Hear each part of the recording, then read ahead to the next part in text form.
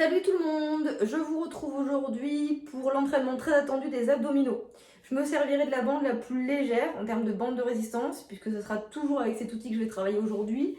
Et ici de ma baie vitrée, qui va pouvoir me permettre, au même titre qu'une poulie réglable, de venir mettre mon élastique à la hauteur souhaitée pour réaliser l'exercice. Il y a aussi le contrepoids pour bloquer l'élastique. Je travaillerai les trois différentes zones qu'on a déjà vues précédemment sur les abdominaux, à savoir la partie haute, en flexion poitrine vers le pubis, la partie basse en flexion bassin vers la poitrine et les obliques qui nous font faire des rotations sur les côtés. Je vous présente donc aujourd'hui 3 nouveaux exercices ciblant les abdominaux avec la bande de résistance. N'oubliez pas une chose très importante, les abdominaux travaillent avec le diaphragme, le muscle de la respiration. Quand vous soufflez, vous contractez les abdominaux et quand vous inspirez, vous les relâchez. La contraction du diaphragme entraîne la contraction des abdominaux et le relâche du diaphragme entraîne le relâche des abdominaux. Donc si vous ne respirez pas, vous ne musclez pas les abdominaux et vous prenez même le risque, en forçant sur la paroi abdominale, de venir vous blesser cette paroi abdominale. Donc faites bien attention, pensez à respirer, respirer, respirer. J'espère que vous êtes chaud patate, on y go. Ok, donc on va commencer par placer ici l'élastique dans ma baie vitrée. Je ferme, je le bloque. Et je vais m'allonger pour vous démontrer le premier exercice qui va être en fait un relevé de bassin. Je vais placer ici l'élastique sur mes genoux.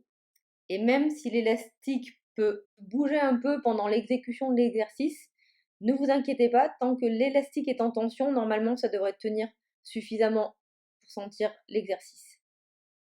Donc là, je relève le bassin, ce qui implique un travail de la partie basse des abdominaux. Je soulève un tout petit peu mon bassin et je tire un peu les genoux vers moi pour avoir la résistance de l'élastique en plus de mon poids de corps.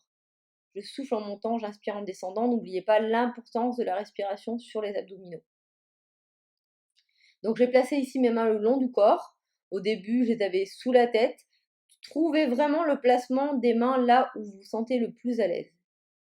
Ok, là je vais passer au relevé de buste. Donc je vais placer l'élastique sous ma tête simplement pour éviter de l'avoir au-dessus des yeux, au-dessus de la bouche. Et je place mes bras en flexion, ils ne bougent plus et c'est mon buste qui se relève, mes omoplates qui se décollent du sol. Je souffle en montant et j'inspire en descendant. Et ici, en plus du poids du corps et de la gravité, j'ai la résistance de l'élastique à gérer sur la montée. Et donc, je travaille bien la zone haute des abdominaux. N'oubliez pas, j'insiste, la respiration. Je souffle en montant et j'inspire en descendant. Je décolle les deux omoplates, mes pieds restent bien au sol. Genoux, largeur de bassin, pieds, largeur de bassin. C'est exactement le même mouvement qu'un relevé de buste sur tapis, tout simplement. Dernier exercice, travail de taille. Abdos engagés, rétroversion du bassin. Je suis droite, debout sur mes genoux. Je place mes coudes contre le corps et j'effectue une rotation en gardant bien mes épaules et tout mon buste aligné. Ce n'est pas les bras qui tournent, mais bien l'intégralité du buste qui vient faire une rotation autour de la colonne vertébrale. Hein, j'ai bien ici les coudes contre le corps et c'est tout le buste qui tourne. Je souffle en tirant et j'inspire en retournant le mouvement et je garde toujours mon élastique en tension.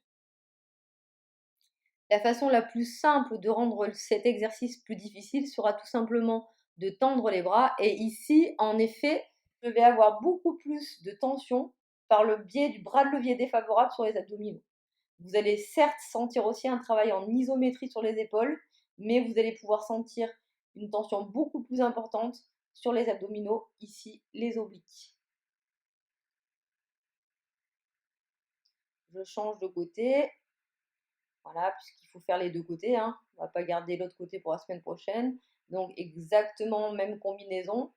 Ici, j'ai mes coudes qui sont collés au corps, c'est l'option un peu plus facile. Ça tourne entièrement, il y a tout le buste qui tourne avec les bras, c'est pas simplement les bras qui tournent. Je souffle ici et j'inspire en revenant. J'ai toujours ma rétroversion du bassin. Je suis droite et presque debout sur les genoux. Ici, j'éloigne et le fait d'éloigner, j'ai plus de tension dans les abdominaux. Ça n'empêche que mes bras et mon buste tournent ensemble Il n'y a pas de dissociation, ce ne sont pas les bras qui tournent tout seuls. Je souffle et j'inspire et je retiens bien mon retour. Je peux être dynamique dans le mouvement aller et je retiens mon mouvement retour. Je souffle et j'inspire.